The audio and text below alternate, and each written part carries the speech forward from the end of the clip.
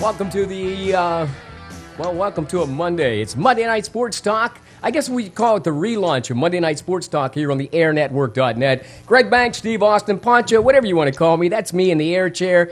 Coming to us live via Skype from Hamburg, PA. We've got Jimmy Ty live from Huntington, Chad States, and also Jeff Speck from Huntington. Guys, welcome back to another rousing session, or I should say season, of Monday Night Sports Talk. How you guys doing? We're doing good, Greg. That's Jimmy. Okay, Chad and Jeff? Good to be back. All right. I'm glad you guys are here. Chad, you're still with me, right? All good in this neck of the woods. All right, man. I love that. Boy, I can play a little country music here in a second. We are in the woods pretty much, being in Huntington. I'm telling you what. Hamburg's in the woods. Well, that's right. You're in the woods, so we're all kind of like rural Americans tonight. Earl Pitts, Americans. Hey, listen, let's get started with Monday Night Sports Talk. We'll be here Monday night live on the airnetwork.net from 7 to 8 p.m. You can check us out at www.theairnetwork.net. Just click on the little logo that says Tune In, or if you have a mobile app, simply download Tune In free of charge on any mobile device, whether it be an iPad, perhaps a tablet, or even the laptop, and you can listen that way. Just search for The Air Network, simply 3 words, The Air Network, save it, and of course you'll join us. Now, we do have a phone number we'll be giving out. We have not connected to that number tonight, but we'll have that number for you coming up next Monday night. Let's kick it off with Pittsburgh Steelers yesterday. The Steelers, of course, looked kind of haggard on defense, then looked good for the time that he spent in, of course, as quarterback, but there were some problems there yesterday. Chad, you get a chance to watch the game a little bit. What's your summation of that Steeler game yesterday? I watched the entire game. My summation is Antonio Brown is a stud. Yeah. I mean, if you didn't believe he was the best wide receiver in the National Football League, yesterday proved that to you.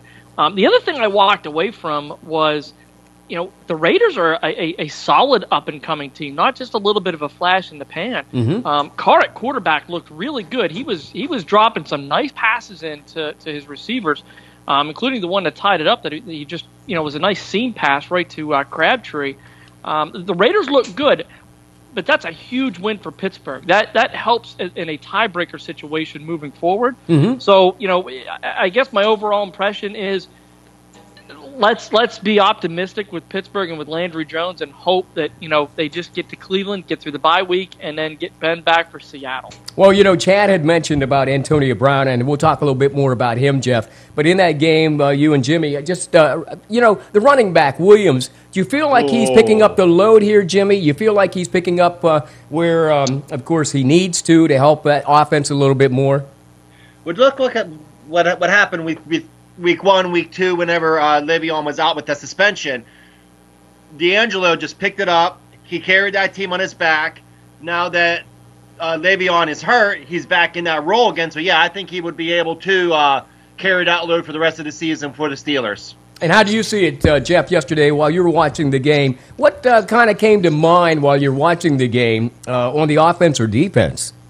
Well, while Ben's in there, I mean, it just shows the potential of this team when it has all of its weapons. Even with Bell out of the picture, I mean, D'Angelo stepped in there. Now, he probably has the drop-off when it comes to being the receiver out of the backfield that Le'Veon is. But, rushing the ball, he seems to – I like that. He has that same patience, too. He waits for the blocks. He waits for the play to develop and then makes his move. So I don't think the only area we drop off, I'm afraid, is that extra receiver that Bell is just solid at. But Antonio Brown just shows that when he and Ben are teaming up, there's none finer in the business. Speaking of which, unstoppable. Speaking of which, Chad, speaking of which, Antonio Brown, going back to him, near the end of the game there, it was tight, and of course I kind of felt we might even be seeing an overtime. But one play stuck out in my mind when Antonio Brown crossed a path of another receiver, and it looked like he almost stole the ball, and he took off. That was a pass from Landry Jones. Do you remember that play? Sure do. That sort of etched Brown in my mind as one of the top receivers, certainly in the NFL now. He's clutch. There's no doubt about it. I mean, anybody to catch 17 balls in one football game, that's tremendous work. And it's hard work out of him. I mean, look how much faith the Steelers have in him. On a 3rd and 1 play, they're dropping him back off of the line and throwing it to him as opposed to running the football. Right. That's how much faith they have in this guy that he's going to get the job done. Well, Landry Jones looks like now, again, he's 0-1 when he starts, and we talked about the upcoming game against Cleveland. Let me ask you, Jimmy, how do you see us faring in that game before the bye week? And will that put us on a path to the playoffs, you think, so that once Ben gets well, because I'm not really sure what his injury is, but I think it's going to take about 2 weeks, and he should be back for the following game after that bye week. Do you think we're going to be in position for a playoff this year? Yeah, well, Pittsburgh should be in position for a playoff. If Landry Jones plays the way Landry Jones can play, I'm not taking away when he played against Kansas City, but just in that step-up role, he knows that Brown is his top receiver. He likes getting the ball to Brown. We have Martavis Bryant back. You have 2 special weapons on the outside. Yeah, as long as Landry Jones can hold the fort down until Big Ben comes back, we're on the way to the playoffs. Plus, we're playing Cleveland. That's Come right, on, too. It's Cleveland. And, Come on now. And I wonder if Johnny Perfect Manziel timing. will start for them. And it's Johnny Manziel as their quarterback. Come on now. Hey, Jeff, was there anything glaring on that defense that stuck out to you? Because, again, we're still young in the secondary, and these guys still seem, even against Oakland, not one of the better teams, they have a tendency to get burned early in the game, as they did yesterday.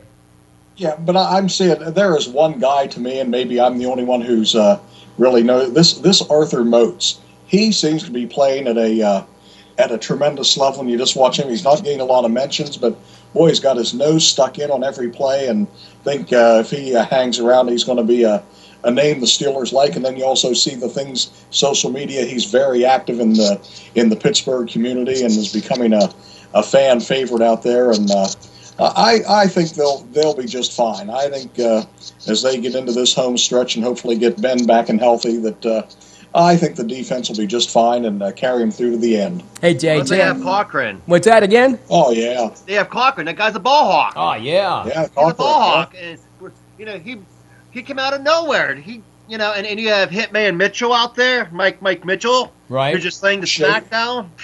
Yeah, Shazier's starting to show a little Yes, bit. he is. Yes, he Shazier, is. yeah, so you have a good defense, but the one player I'm sort of disappointed in is Bud Dupree. They picked him first. He was a stud at Kentucky. And what's he doing now in the pros? Nothing. Yeah. Hey, Monday Night Sports Talk. We're live on the airnetwork.net. Jimmy Ties in Hamburg, PA, Chad States in Huntington, along with Jeff Speck in Huntington. And Dave Shannon will join us from time to time from Altoona or Erie. So join us on Monday Night Sports Talk every Monday night live from 7 to 8 p.m. at www.theairnetwork.net. Online, or just check us out free of charge on TuneIn. Just download that app on any mobile device and just check out the Air Network. Hey, let me ask you this final question about the Steelers, Chad.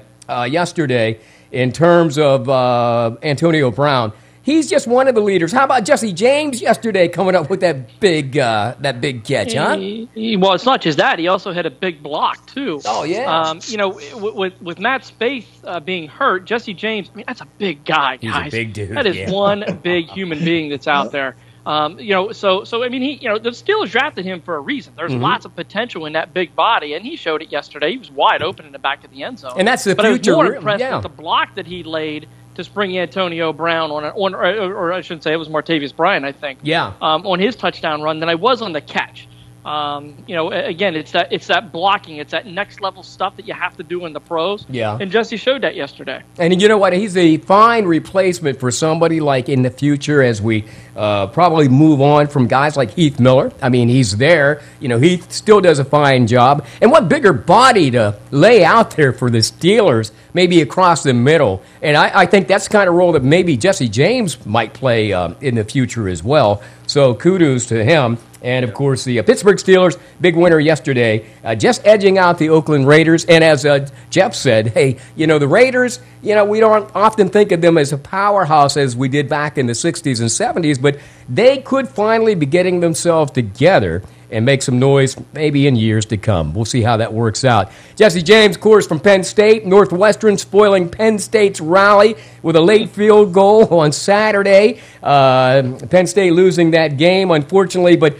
Christian Hackenberg, man. I mean, Okay, we still have a line problem. Anybody want to give me some kind of idea what we need to do on offense to really make that thing click? Fire Donovan. I think that's the first thing. I think play calling stinks. Yeah. Have Hackenberg graduate because I don't think he fits the offense. Right.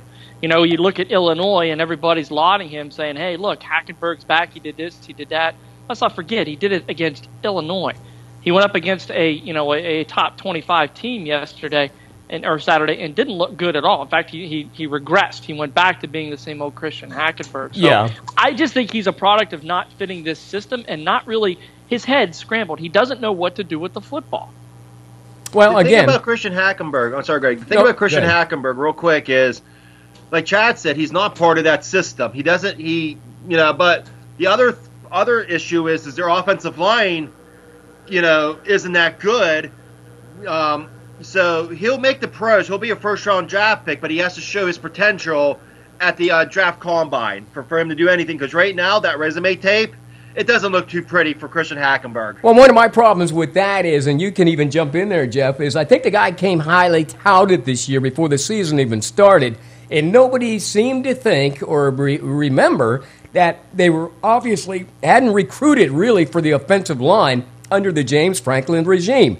He's still kind of filtering out his players versus the players that were left him. Am I correct on that, or am I wrong? I mean, Hackenberg's he's taken a beating at some points, but I don't want to put all the blame on him. I've watched a couple of Penn State games where I'll tell you, it didn't look to me like the wide receivers were really busting the hump, trying to make a move, trying to do the things to get open for him. So I refer to him as the Michael Vick of Penn State, like Michael Vick being at the Pittsburgh Steelers. He doesn't bring a West Coast guy in to run a Pittsburgh Steeler offense. Same problem there at Penn State, where Hackenberg may not be the best product, but there have been times when the wide receiving core at Penn State just looks like they take it pretty lackadaisical out on the field and not really working to give him an option. And you got to remember they're playing between the lines, and there were some glaring problems that I saw right off the bat. Missed tackles, missed blocks, open receivers who, unfortunately, they didn't have enough stickum on their gloves or something. Yeah. It's like, the ball's hitting them in the hand, they're dropping balls. So, that continues to hurt the Nittany Lions. As far as I'm concerned, they're not even really a player, would you say, Chad, even in the Big Ten this year? It's probably because I think they have Michigan after they have this bye week. Yeah, they have 2 games left, Michigan and Michigan State, and it's looking, on paper right now they're losing both of those football games. So no, they're not a player in the Big Ten, not yet. I think Franklin's doing the right job, or a great job in recruiting. Right. It's just going to take some time. Yeah. And and we'll see. But there's enough coaching mistakes out there that leave me a little skeptical. That all right, maybe you're going to get the right players in, but let's see what you do with them. Right. Well, before I jump around, because, what was his name, O'Brien, a lot of his guys are still in there. And the thing is, he was working with Hackenberg, but he's more of an offensive, quarterback-minded guy, obviously, because he had Tom Brady, right, for New England. And before I forget, let's go back to the NFL here real quick. I want to ask you guys, who ends up being defeated or undefeated this season? New England, the Panthers, Cincinnati? Out of those groups, Jimmy, who do you think? And then we'll move on to Chad and Jeff. Well, New England right now, because they have an issue to pick at the NFL. Mm-hmm. But I want to say the Carolina Panthers, because nobody's looking at them like, they're really a good team, and they keep coming out, they keep winning.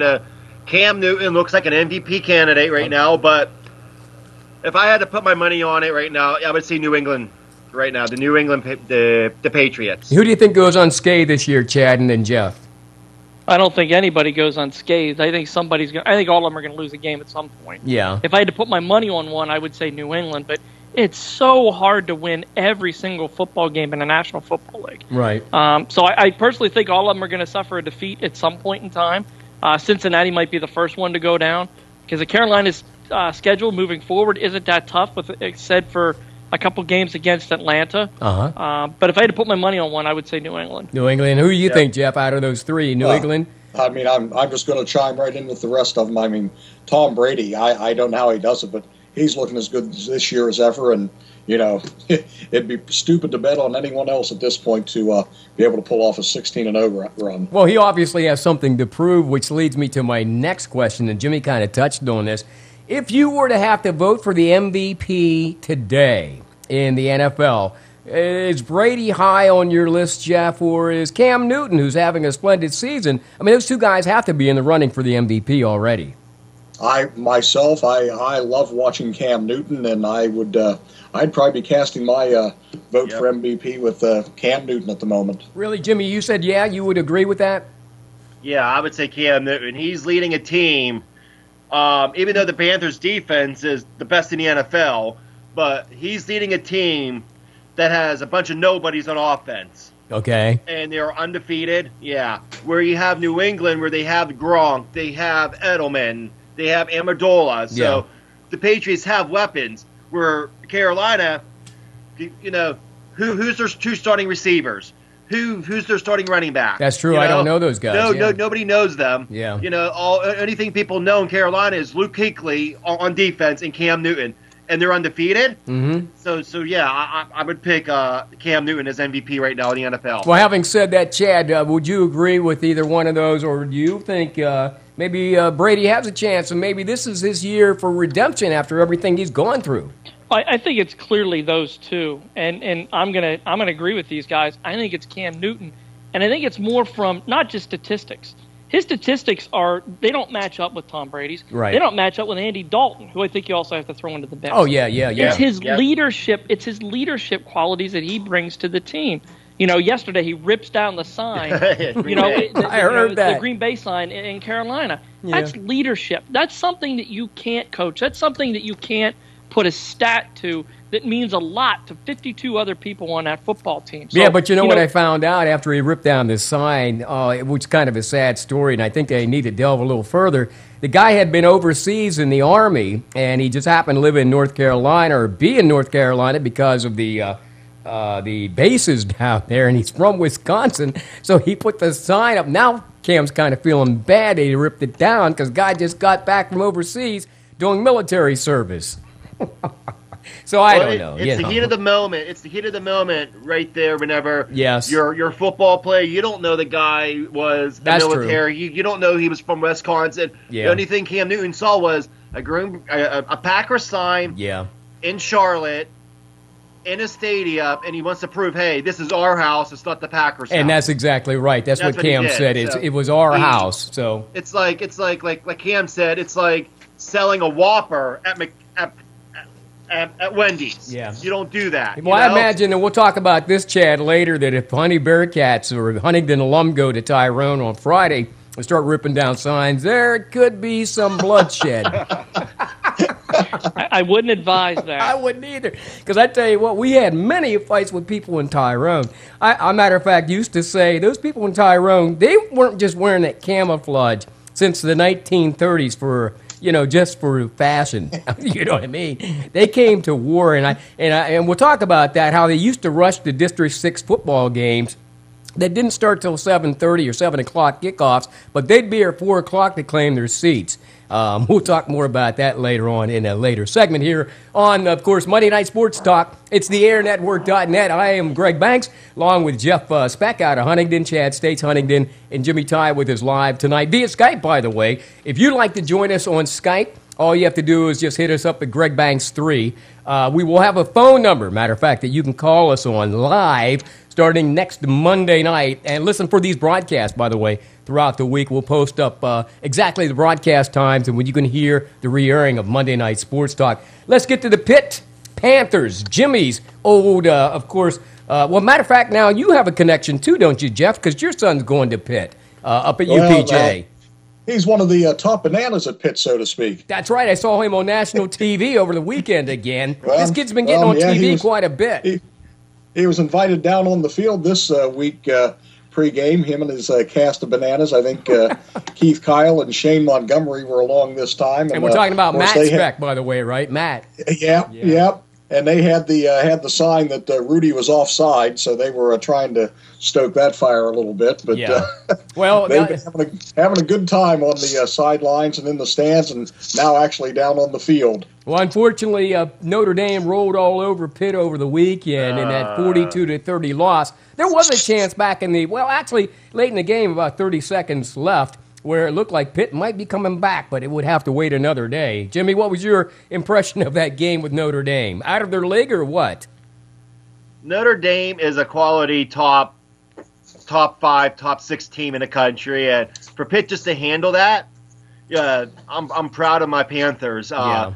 And I'm also proud of Tyler Boyd, who is the all-time leader in reception yardage for the University of Pittsburgh. And you look at the receivers that Pitt had throughout the years. Devin Street from Liberty High School in Bethlehem, Larry Fitzgerald, Lateef Graham, Jonathan Baldwin, list goes on, and Tyler Boyd's the all-time leader. Yeah. And he did it against a team like Notre Dame. Right. And Pitt's a good football team, and I think they would have had a better chance, and they would have a better record. But if you look at it, James Conner got injured against Youngstown State, and he's out for the year. Yeah. So they had to put in Quadri Olsid, who has, almost 800 yards rushing, but still, it's not a James Conner player. Right. So, Pitt's going to go to a bowl game. It's probably like the Papa John's Bowl or like the Pizza Hut Bowl. Yeah. But the way they play against Notre Dame, I'm proud of them, even though they lost. Yeah. They did show what Pitt football is all about, and their defense is really good out there, and they'll come back and they'll win their next few games. Hey, Chad, saying that Pitt is ranked this week, I believe, again, and we'll get those rankings coming out tomorrow. They're 6-3 on the season, 4-1 in the ACC conference. How do you think this plays out? As Jimmy mentioned, maybe a playoff bid, but I mean, as far as them getting ranked within the top 10, that ain't going to happen, correct?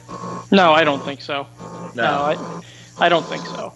Okay, I was just wondering if maybe you guys knew something that I didn't.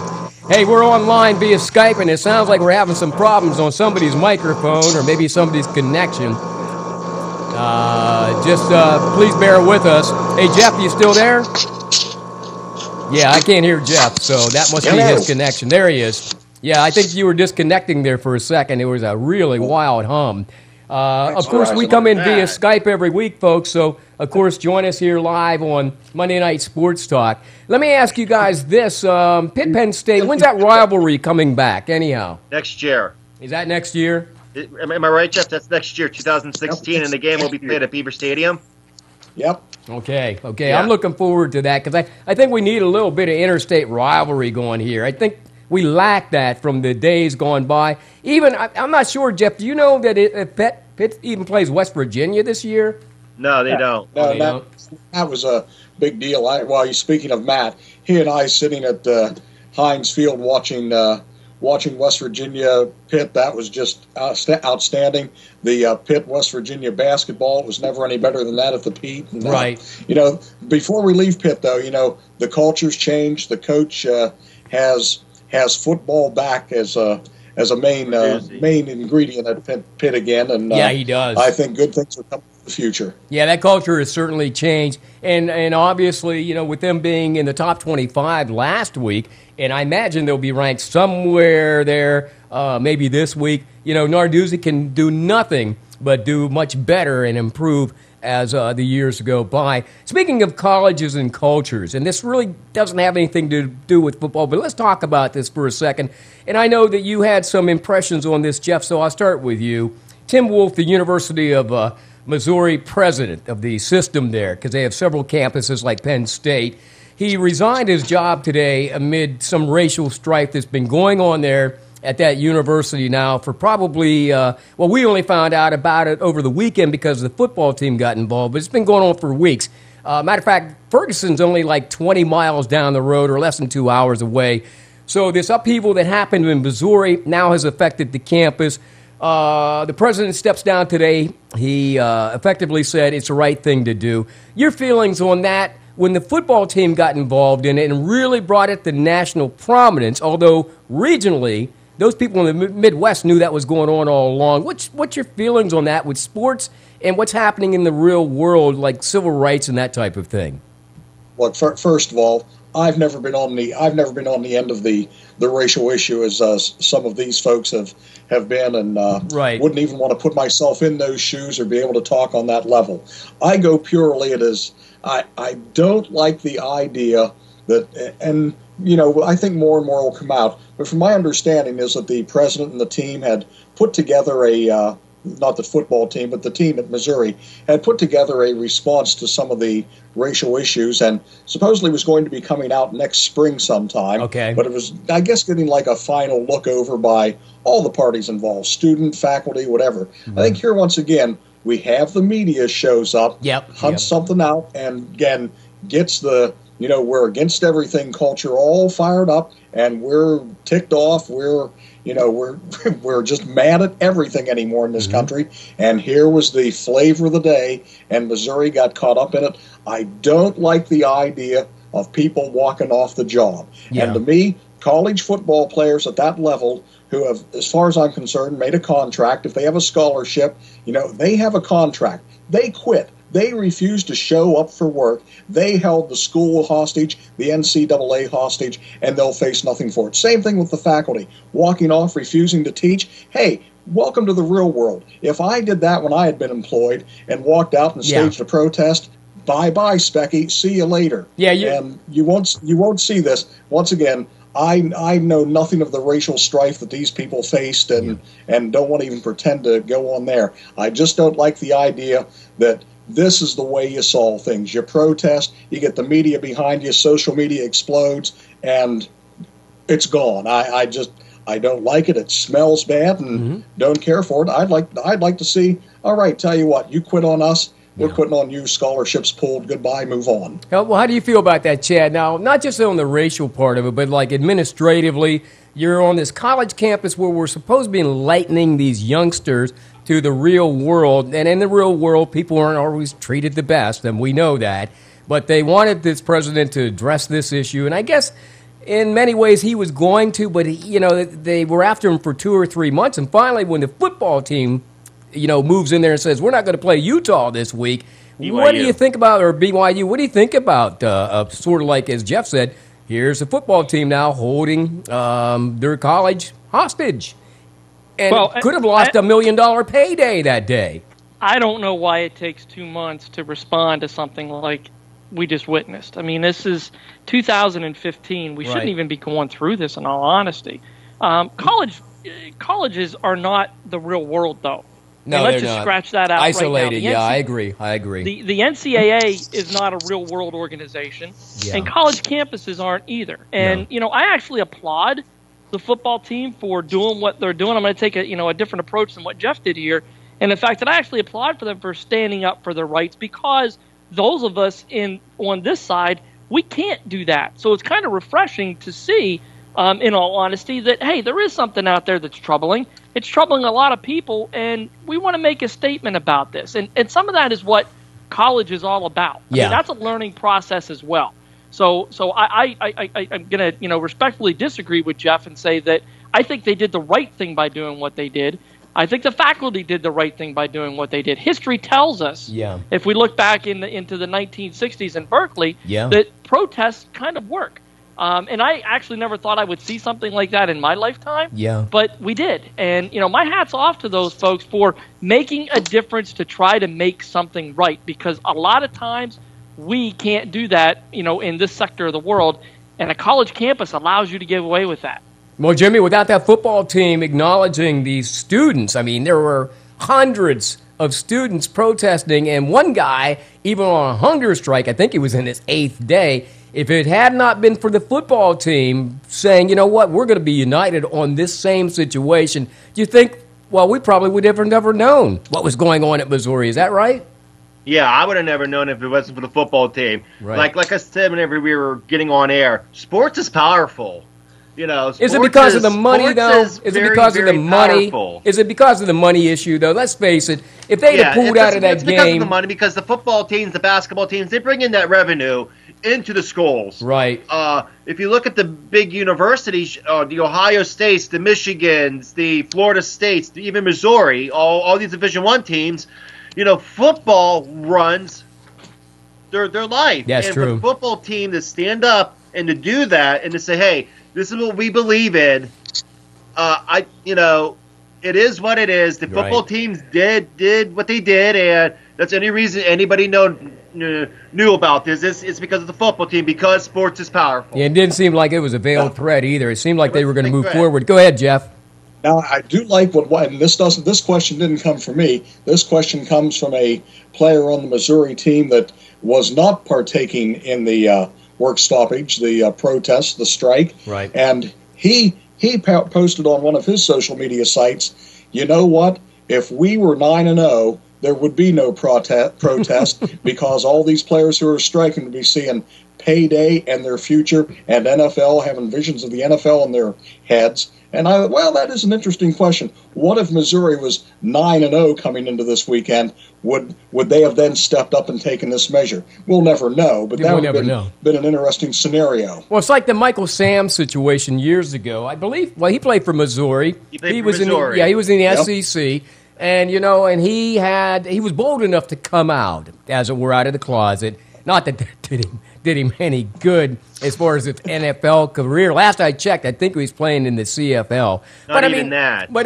he's not even playing there. So but he brought to at least our attention that and I watched the guy's videos, and I'm telling you, it changed my whole perception of that gay thing. Anyhow, because I'm like, dude, if I get hit by somebody like him, I'm going to be crying. So who is really gay here?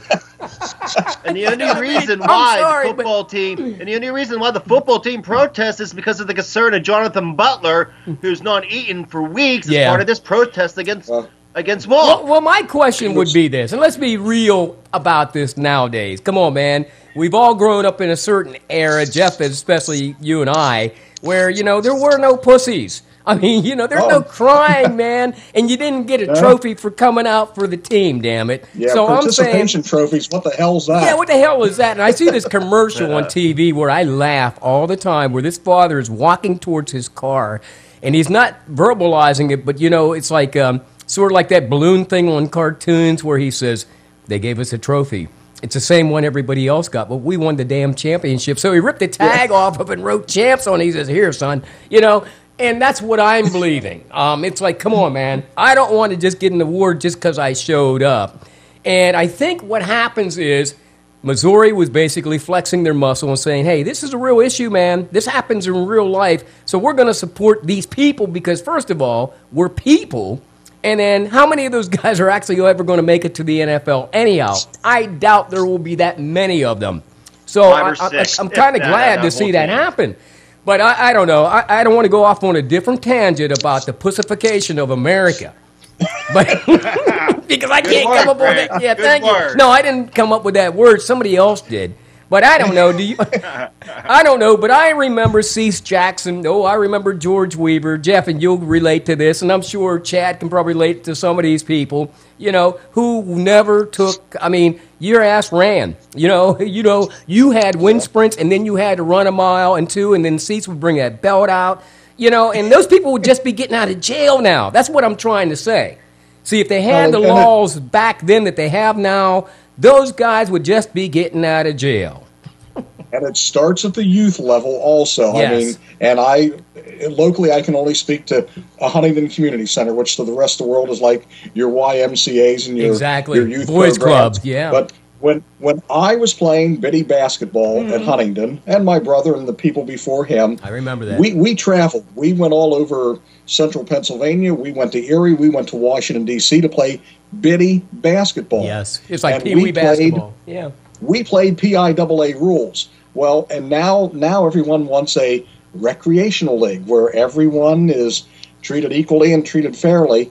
And sometimes you see that show up on the court as you get into the junior high stages where these kids don't have a clue. But good news to report that the community center and the school district boys basketball program will be working in conjunction this year. Yeah. And you're going to see the 5th and 6th graders are now going to be having an option there to get into a more competitive situation. But it's everyone feels good, everyone plays, and which is fine. But still, at some point, you need for the kids who want to play. There needs to be the challenge. There needs to be the competitive aspect, not just the recreational features. And you can chime in there, Chad, because I met his brilliant son last week. I was impressed with the sixth grader by the name of Ryan. And I'm just wondering, now that you have a youngster like that, how do you see the world of sports through his eyes? Would he be disappointed if he didn't get to play? Or, how's that work now? He's not. He's one of the rare individuals that I got and that I've been affiliated with. He's okay knowing his role on the team. Right. He accepts it, whether he's a starter, whether he's asked to come off the bench and go do something. Mm-hmm. Ryan's one of those kids that knows his role. Right. And you don't find that very often because we have allowed everybody to be on equal ground. Okay. But you're not on equal ground. One of the big things that I have a problem with in Huntington is our Little League system. Jeff, I apologize, but 9s and 10s, 11s and 12s, you should all be playing together. Okay. You have pussified the system to make it really difficult for next-level competition because by the time I get them in Teener League, these kids, they're all expected to play. Well, wait a minute. Right way to do it. Let me interject. Speak to that, Jeff. How's that really work now? Because we were 9, 10, 11 playing with the 12-year-olds back when I was in. That's the way I came up, and now it's the 9 and 10-year-old division and the 11 and 12-year-old division. When do you get better? I'll tell you, when you're 9 years old, and you might get in for an inning or two in the game if you're lucky, maybe ride the bench the whole game. Yeah. But, when you got in there and you were out there and there was a 12-year-old firing the ball, it looked like it was coming in 150 miles an hour. Yeah, exactly. You were happy not to mess your pants standing up there, but you got better in a hurry because you had to survive. Yeah, that's right. Yeah, I was bailing on. You had to learn to hit that pitch. You had to learn to field that ball. Yeah. And you had to learn to compete with those kids. And we don't do that. And the HCC system is the same way. Okay. Hey, let's not have any tournaments or do anything because we want everybody to be even. Yeah.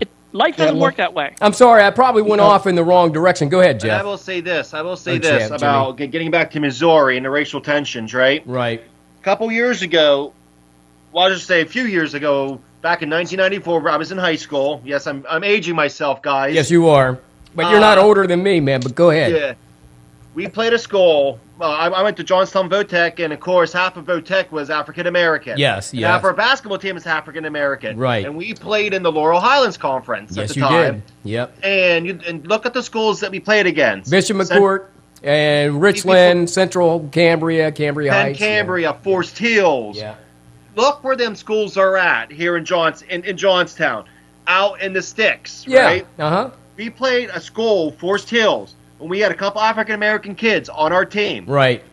They were scared to go into the Forest Hills gymnasium because of what them kids, the student body, was going to do to us. Well, let me ask you this, Jimmy. Conversely, how did the kids from Forest Hills feel when they had to go into Johnstown High, though? You know what I'm saying? I mean, really. Yeah, I know that. I know where you're coming from because Jeff and that's the way it was. I know. And, as a white player on the team, you would have to tell the guys, hey, look, don't worry about it. Right. Just play your game, and we'll come out with a W. No, we didn't come up with a W because we were terrible. Well, you were on Votech, and I remember you guys used to get beat. Listen, that was the issue right there, I hate to say this, but I hated doing Votech games. Hey, I hated doing Votech football games because at halftime it'd be like 56-0. Hey, don't make fun of us. And these games, and I'm sorry, Jimmy, but it got to the point. I know they won state championships back in the 70s and 80s. Okay, 86. But listen, by the time it got to the 90s, and I'm doing the game of the week on TV, and guys, I'm sorry, but I got to chew up a little time here on this as we're talking about this subject. Votech would get beat by 56-0. It's halftime. Ferndale, too, because they never had enough guys. And I could hear those guys walking back to the locker going, I'm not coming back. I'm not coming back out. That's all it was. Well, how the hell do you think I feel? Was back then. I was there. All it was for us. Hey, I was there 3 hours before the game running all this damn cable and getting the broadcast ready, and they're not coming back. Yes, you are. You're coming back for the game of the week. We needed players. Like, it would be weird because whenever I was in high school, our football team won one game in like 3 years. We're getting off track here. It started out with this racial thing, and now it's just getting crazy. So I'm sorry. All right, so we're there. And we know what the analogies are. So, hey, best of luck to Mizzou as they find another president. Let's talk about high school football real quick, Chad. What's going on with the Huntington Bearcats? And then we'll talk a little bit about the districts coming up. Well, Huntington finished the regular season at 6-4. They will enter into the District 6 playoffs as the 7th seed and will play Tyrone in a rematch from earlier this year. Right. Where Tyrone kind of put it to Huntington in not so many words. Mainly through the air by 2 huge touchdowns, and then Huntington's ability to forget how to run the football, so to speak. This is a big game for the Bearcats. Right. It's a big game to play it close at Tyrone. It's a big game for these seniors. They've never beaten Tyrone at any level. Now, did they play Tyrone earlier this season, right? They did play Tyrone earlier. And what was the result of Yep. that game? It was a loss. I can't remember the exact score, Jeff. Okay. I don't know if you remember the score or Yeah, not, but nope, I'm not. it was not a fun game to be at. Let me tell you, because Okay. it got out of hand in a hurry. Yeah. But this is a big game for the Bearcats to step up and show that they can play with the better teams in the area. Huntington's record's 6-4, but really out of those 6 wins, Mount Union's a good win at this point in time. But really, none of the other ones are. Some of these teams that we've played are pretty bad right now. Yeah. So. Huntington's the best of the mediocre teams, Yeah. and can really make a good statement by coming out and knocking Tyrone around a little bit. They haven't done that in years, so now's the time. You've got a senior-laden team. You have a big-time running back in your stable back there. Now's the time to fire the guns and let it all hang out. Well, let me ask you this, guys. You have nothing to lose. Yeah, let me ask you this. Out of the, I'm looking at District 6 AA quarterfinals. Forest Hills takes on Central Friday night at 7. Central. Huntington takes on Tyrone. Tyrone's 8-2, 7 o'clock. And then Saturday, Southern Huntington's at Juniata, and then Mount Union's at Ligonier Valley. Who emerges out of this? I guess we talked about this a little bit, Jeff, on Saturday when you showed up and we hung out a while. So I guess Central is just a bear to beat this year, huh? Well, they just swarm. They swarm to the ball. You've got 60 kids on the team, so that gives you a lot more options to work with. Now, Huntington with 40 kids, but then you look at a Juniata Valley, 20 kids on the roster. How do you even have effective practices? But Central is so fast, and, whoever gets the ball, there's 5 guys just swarming to the ball. They read it, they know where it's at, and they get there and they kill. They attack. And this Hohenstein kid, I keep hearing these Hohensteins, they must multiply. They actually took the Bible literally, because it seems like every year there's another one coming showing up. There's another Hohenstein in the pipeline, I'm sure. Yes, sir. Okay. Speaking of these pipelines, and I think Chad can appreciate this, and I know Jeff will. I was listening to a couple of Huntington games, and the names emerged of people that I know. For instance, the Hootie kid and the Speck kid. These are basically freshmen who now have emerged and taken on a role. And, Jeff, you mentioned it, riding the pine sometimes, just being patient. I guess that's what you've told your son, huh? Basically, hey, be patient. Your day will come. It didn't matter wherever I was at, if it was my kids or if I was at Teener League coaching, if I was Little League or basketball, whatever it was. Yeah. Be ready when you're called. Always be ready. You may sit there and watch from the sideline for a heck of a long time, but you're one play away from being the guy that's out there expected to do the job. Be prepared, be ready. And I got to say hats off to my son Bryant, who stepped up this year as a freshman, started the first game at center. Brady Shope had suffered a leg injury, and Bryant stepped in there as a freshman, and even in that game, we ended up having Bryant as a freshman center, and the Hootie boy, a freshman, stepping in at quarterback. And before a game had been decided, at that point, it was still a meaningful game whenever the Hootie boy had to come in and take over calling signals. So, kind of a proud dad in that aspect, but he works at it. You talk about a kid who's committed. Yeah. He does it. Hey, you're all proud dads. Let me move to Chad, and then I'll get Jimmy involved here. Chad, I know that you probably talked to Ryan about, hey, son, this is your role, and he accepts that. Now, he's very much into soccer. I could see it in his eyes and listen to his voice. Is he expecting to follow this soccer through all the way through high school and college, you think, or is this just something for whether now? he gets to college or not, that's, we'll see. He has to work hard. He's not blessed with great athletic ability. So he has to learn that, hey, I've got to work hard to get to where I need to go and to do the things that I need to do. One thing that I'm lucky at, and much like Jeff, is he's willing to put in that time. Right now, he's in 6th grade. Have fun. Yeah. It's not about next level stuff. But as you go through the next couple years and you start to see to where you want to go to, now you really have to start to put in the time. Yeah. You had the fun. Now let's put in the hard work so you can have more fun going forward. And you encourage him, and that's good. And I've known Jeff's dad, and I know your dad, Chad, and that's what they used to do with all the kids. They would encourage us when we were younger. And so it seems like you guys have picked up their legacy and you just continue the tradition. That's what I like about Huntington because, it's all about tradition. And I wish the Huntington Bearcats best of luck as they take on Tyrone. That's coming up, by the way, this Friday night at 7 o'clock at Grayfield. And then, of course, Forest Hills is Central. I'm looking for a lower seed upset there. I'm looking for Southern Huntington. Huntington didn't have a chance last year going in as what the numbers. We're number 7 That's right. They faced Juniata last year. No, didn't we they? were the number 6 seed and upset Juniata last year. Okay, that's what it was. Upset Juniata down at Mifflintown, and Southern Huntington has a quality team, and they may just go down there and surprise someone too. Yeah, well, here's Southern listed at number 6 in the league, and Juniata at number 3. Of course, like you said, Huntington knocked off Juniata last year. Mount Union's rated or ranked 5th, and Ligonier Valley, which I don't know much about, is ranked 4th. So we wish them the best of luck. We'll go through this whole, of course, myriad of possibilities, or at least give you the score coming up next Monday night from 7 to 8 during Monday Night Sports Talk. By the way, you are listening to Monday Night Sports Talk on the airnetwork.net live. We will have rebroadcast throughout the week. Being joined by Jimmy Ty in Hamburg, PA. We've got Jeff Speck in Huntington along with Chad States in Huntington. And we're hoping to talk to Dave Shannon sooner or later one of these nights about hockey or whatever it is we may talk about. But, Jimmy, you have a little girl, and I know Chad does too. But, I think your daughter is, 4 or 5 now, Lucy? Lucy's 5. Okay, does she show any propensity towards sports? Because I know she loves to dance right now. I mean, do you think she might get involved in soccer and stuff?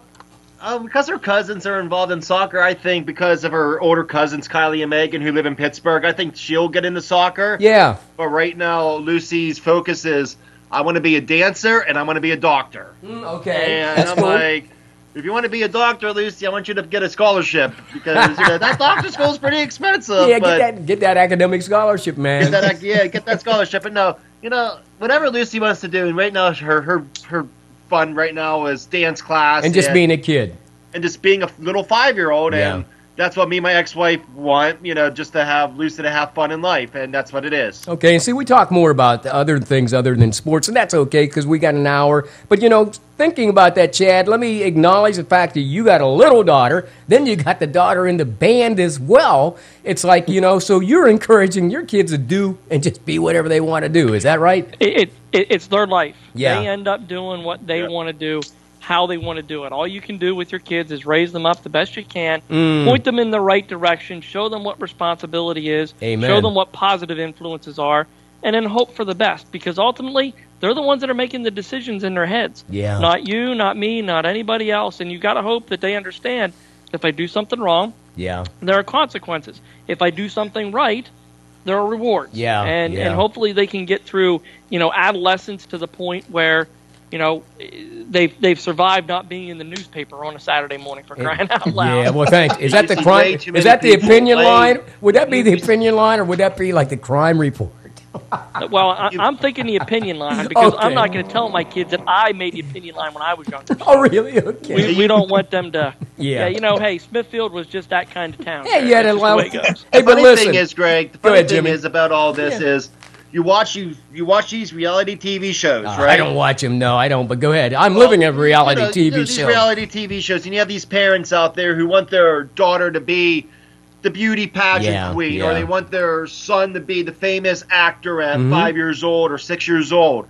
With my stance with Lucy, with my daughter, whatever she wants to do, let her do it. Right. I'll be there to guide her along the way. Yep. To tell her what's right, what's wrong. If she wants to play basketball like her father, like me, so be it. If she wants to be in the marching band, so be it. Right. But whatever Lucy wants to do, like Chad said, they're going to make up their own mind. Because if you force your child into something, oh yeah, they're going to hate you. They're going to hate you, and and they're going to hate that sport or whatever it is. So whatever they want to do, just let them do it. Hey, well, That's the way Lucy and I are. Continue to encourage them. I had a conversation a couple hours ago, and I won't get into it. But the reality is, encourage your kids just to be themselves, and more importantly, come to you if they have a problem, no matter what the problem is. We lost a good dear friend this afternoon, and I'm still shocked and numbed, but and it happens, and that's real life, so I don't need to live a reality life. Hey, Jeff, are you aware, or anybody aware here about the Lady Eagles, 9th in the Landsmark Conference? Are they still playing national volleyball? They're going to be hosting a match come Friday night. So at Juniata College? If you're not going to the Bearcat game on Friday night, why head up to Juniata College. They are hosting the first round of the NCAAs. Let me ask you in chat, especially because you guys are from Huntington, and I keep wanting to say Johnstown, but I'll get acclimated here, from Huntington. As much as these people have been of national rank and, of course, of prominence, even back when Larry Bach had the team, and they won all those national championships, do you think they get their just due? Is it because the college doesn't promote it, that they don't use the radio station? I mean, what's your thoughts on the Lady Eagles and, being one of the dominating volleyball teams in the country? Either one of you, Chad or Jeff, can you jump in there? Well, I'll start first. First off, and I don't want to discredit volleyball, but it's a non-revenue sport at Division III level. It does not get a lot of high visibility for us, even locally, to go.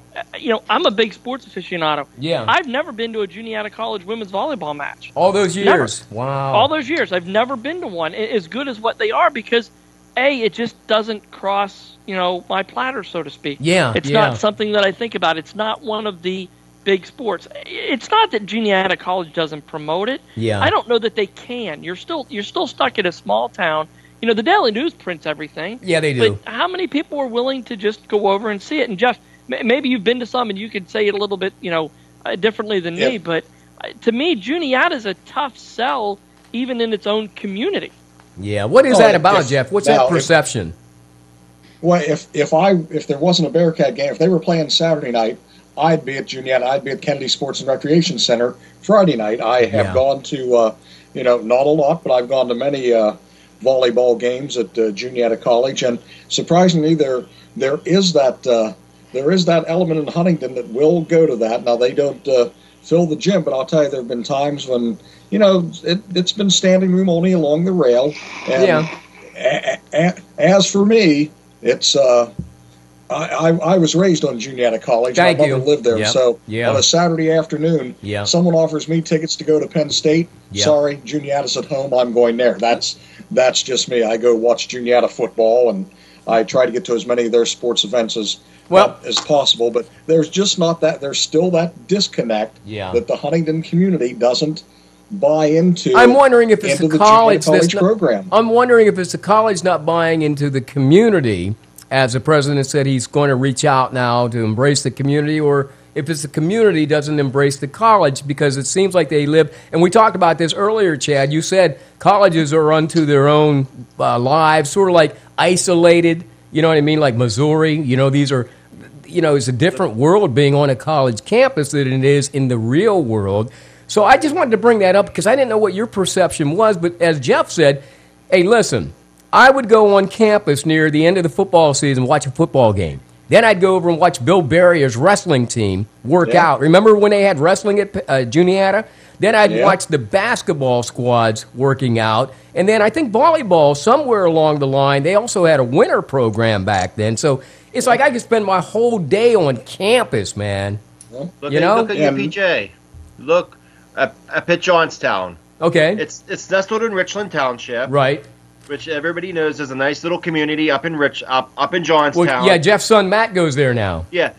Who goes to them games? Who goes to the volleyball games at UPJ? Who goes to them soccer games at UPJ? The basketball games they go to, Jimmy. Basketball and wrestling, and that's it. But nobody goes to volleyball games. Nobody goes to the, what I say, soccer games. So you think it's just the nature of the beast then? The only ones who go to them games are maybe like the couple of the students or whatnot, because it's not well publicized in the Tribune Democrat. Yeah, it might be online on Facebook. Hey, UPJB Bloomsburg or UPJB Slippery Rock 2-1 in soccer.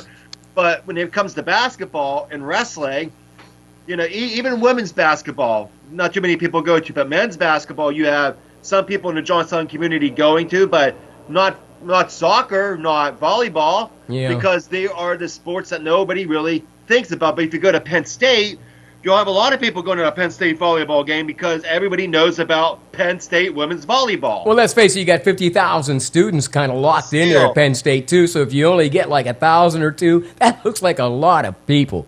But I know, my Jeff, point is like you guys are like Chad saying about Juniata College, not too many people go to the games. Yeah. Same thing at UPJ, at Pitt Johnstown. Not too many people go to them volleyball and soccer games. So and you know what, guys? Let's face it. If you're a student, you're at Juniata College. It's a Friday afternoon.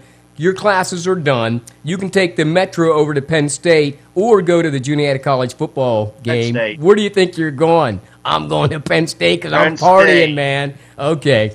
But I guess, Jeff, the best way to do that, because I know you're going to be working on the 100th anniversary of high school basketball with the Bearcats this year, you give them free cheese, everybody shows up.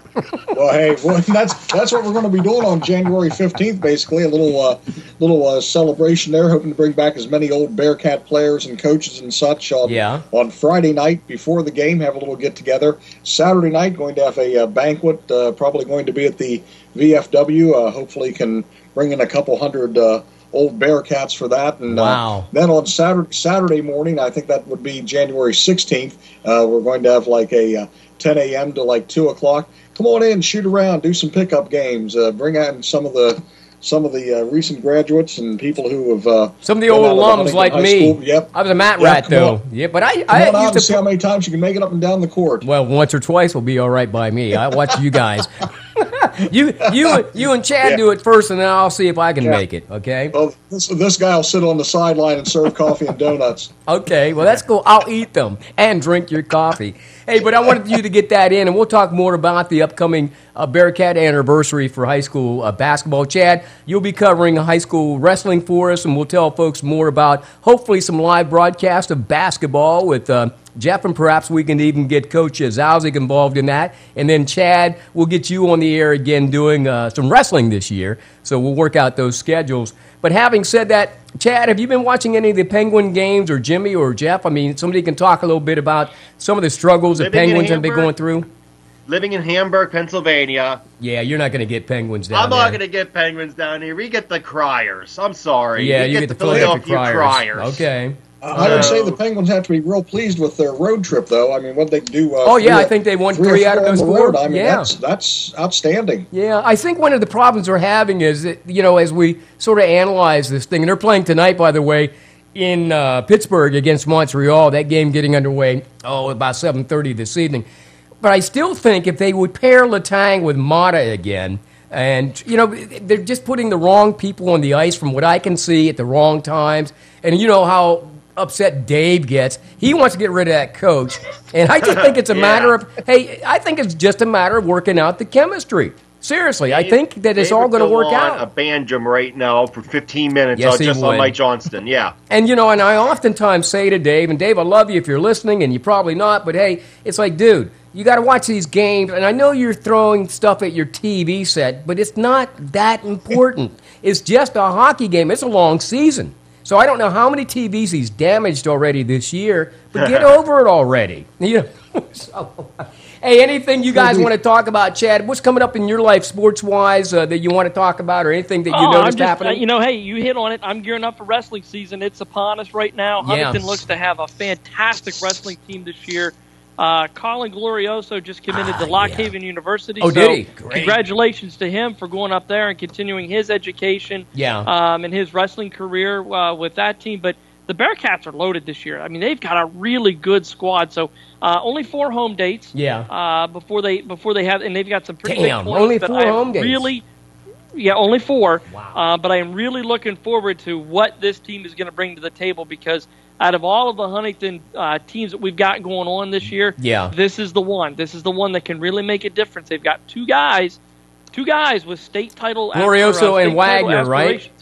No, Glorioso and Oliver. I think Oliver. Wagner has a decent shot too, but Yeah. Jacob Oliver would be the other one. Well, wait a second. How did these guys place last year? I don't think they went very. Glorioso got knocked out in the first round. Was that last year down in Hershey? No, he ended up coming back, and I think he ended up placing 6th or 7th. Okay. Jacob Oliver took 2nd. Right. He lost to the Wenzel kid from out in Pittsburgh. And then John Wagner ended up finishing 6th in the state. Okay. They okay. also had 2 other guys make the state tournament in Seth Bainey, and he's going to escape me. I can't think of his name right now.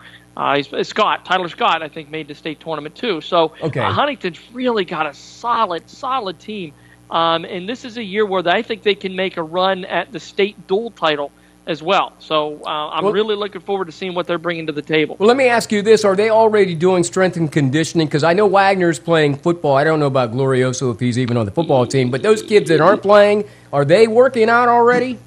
They're working out. They've got what they call open mats going on right now where the coaches are telling the kids to get their butts in there and get to working out. So, good. Yeah, they're starting. All right, and that's important. You got to get set for the season. Hey, guys, thank you for being on the initial launch of Monday Night Sports Talk here on Monday night. Let's do it again next week, but be listening for rebroadcasts of our show. By the way, throughout the week, we'll actually list the times. You'll be able to pick it up and listen to it here on the airnetwork.net. So, Jimmy, thank you, man.